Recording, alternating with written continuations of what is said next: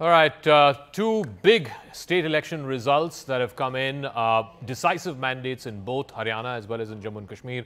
But the result in Jammu and Kashmir will have far-reaching implications, not just here in India, but across the world as well. And the man who has led the charge for the National Conference, returning to power after a gap of 10 years, is the chief of the party and former chief minister, Mr. Omar Abdullah, likely the next chief minister as well. Thank you very much, Mr. Omar Abdullah, for speaking with us here on CNN News 18. First things first, many congratulations. The National Conference has won 42 seats out of the 52 that you have contested. Is this result far better than what you expected for the National Conference, particularly because you've been out of power for the last 10 years? Well, they definitely exceeded our expectations.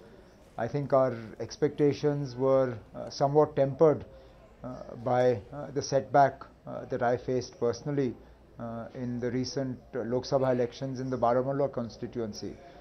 So when we extrapolated those results, even though we were the single largest party, we came somewhere, I think, 34, 35 assembly segments, which is what we had pegged our expectations at. Thankfully, the electorate was far more generous than that, and I'm deeply humbled by the verdict and the mandate that they have delivered. It's been very generous to your party, no doubt about it. Like I said, 42 seats you have returned with.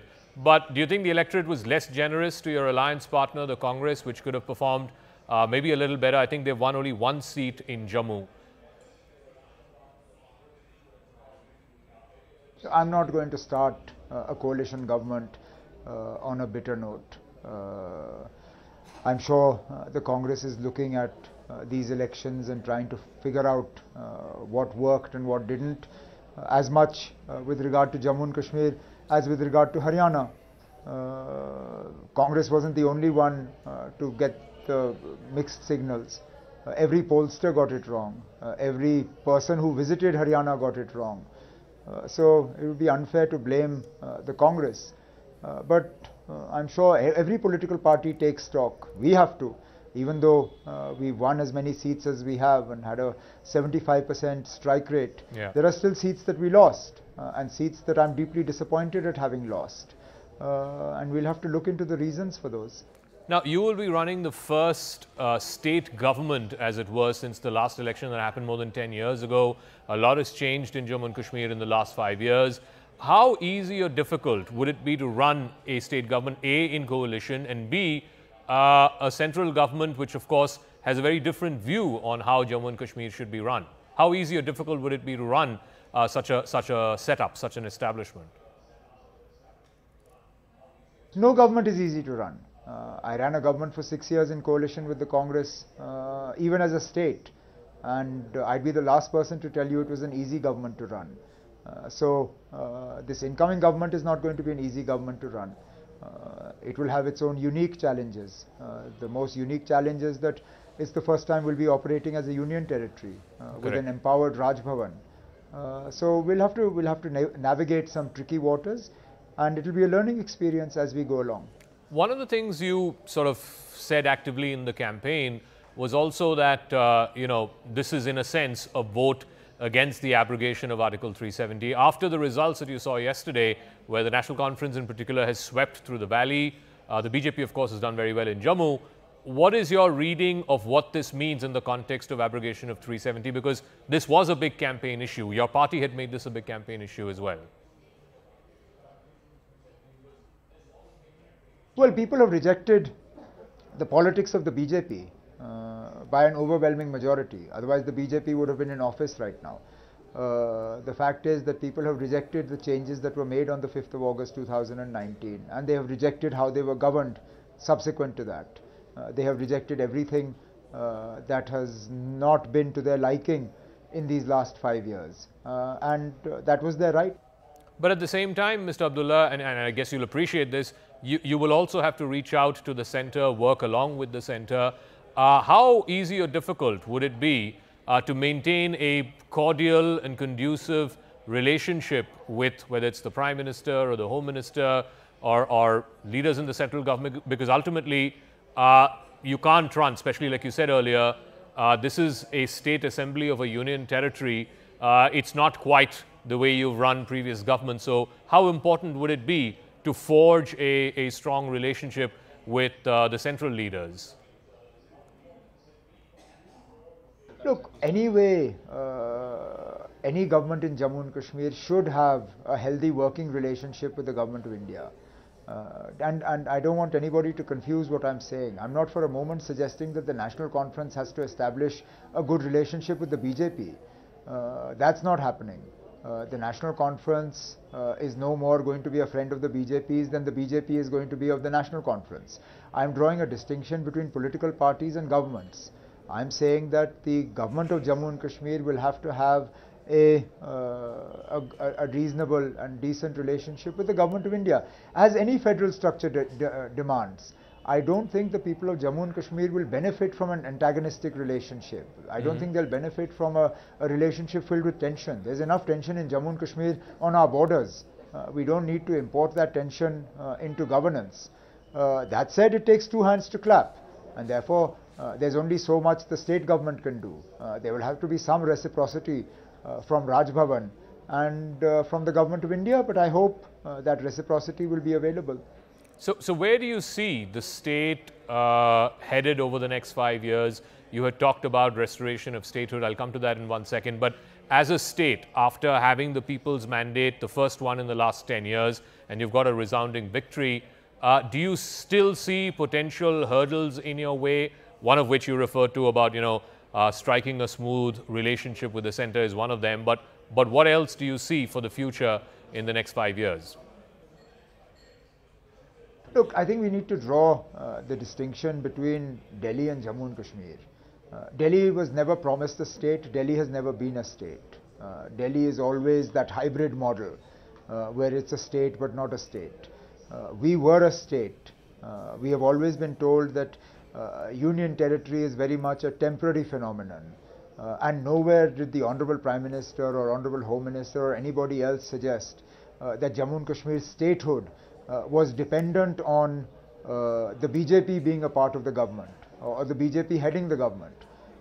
These honorable gentlemen always said that statehood will be restored to Jammu and Kashmir. In fact, the BJP always said that it's a three-step process: delimitation, elections, statehood.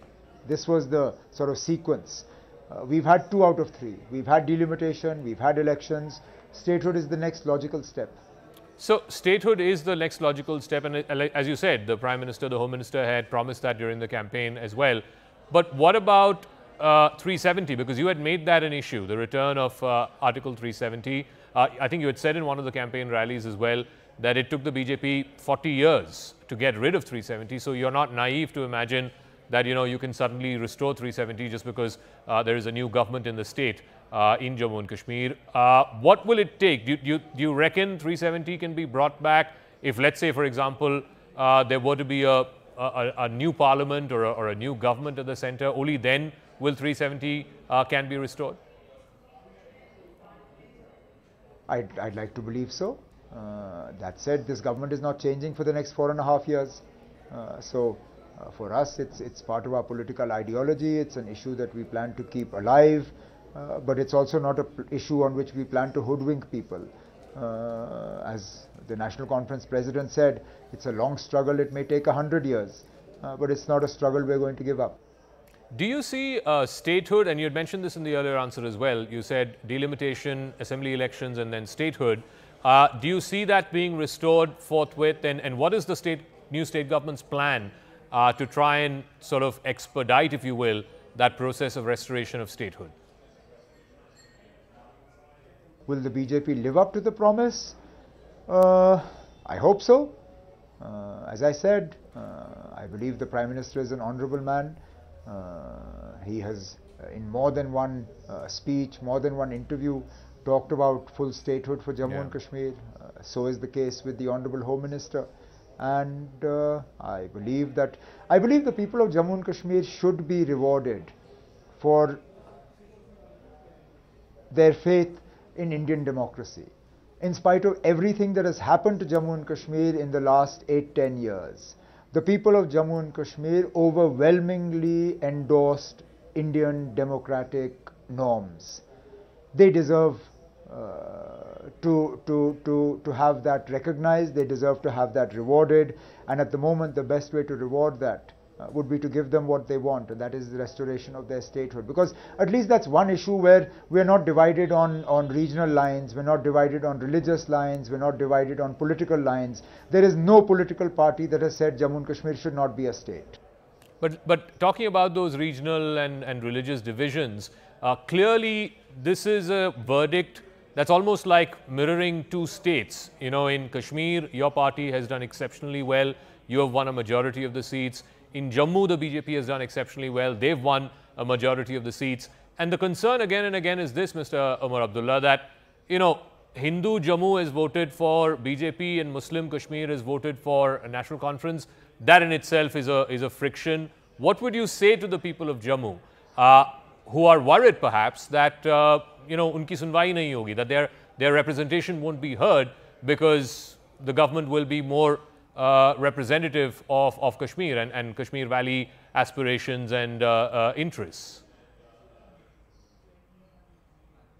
I want them to believe and to realize, and not only realize but to experience that this is not a government of the voters of the National Conference, or this is not a government of the voters of the coalition. This is not even a government of voters. It is a government for the people of Jammu and Kashmir, independent of who you voted for or whether you voted at all. And therefore, this government will be as much a government for the people who voted for the BJP as for those who didn't. And that is only right. No government should punish a people just because they didn't vote for the ruling party. I mean, that's not how democracy works. We win. We win on party lines, but we govern for everybody. And therefore, it would be my endeavor to ensure that whichever leader is elected, whoever heads this government, through their actions, proves that this government is of the people of Jammu and Kashmir. And I'm sure that's what we'll do. All right. One final question, Mr. Omar Abdullah. You've been Chief Minister before. You're going to be Chief Minister again. How have you changed in the last 10 years from being ex-Chief Minister to being Chief Minister again, now Chief Minister-elect? But so much has changed. So much has changed. The last time I was Chief Minister, I was also Chief Minister of Ladakh. I had ministerial colleagues from Kargil and Leh. Today I don't. Today the people of Ladakh are foot marching to Delhi to get their rights because nobody hears them. They go unheard in the current system. I was Chief Minister of a state. Today the government that comes will be the government of a union territory. I was also Chief Minister of the most empowered state in the country. That is clearly not the case. And I'm also the last Chief Minister in this country to have ever had a 6-year term and completed that term. The next Chief Minister will have a 5-year term. So in so many ways things have changed. All right, Omar Abdullah, once again many congratulations for what is a resounding victory in Jammu and Kashmir, and wish you good luck for your next term as Chief Minister, albeit, as you said, in very, very different circumstances. We'll take a quick break, but news and updates continue right on the other side.